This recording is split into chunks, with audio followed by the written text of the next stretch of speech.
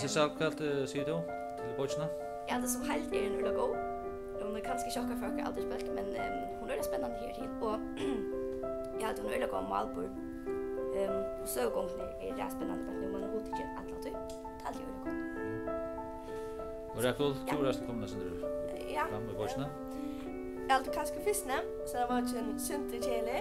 Alltså men så när man kommer till annan eller tre kapitel så blir det lätt mer spännande. Och det är flera tjänster i bochna. Ja. Hallå. Hej ja. Ja.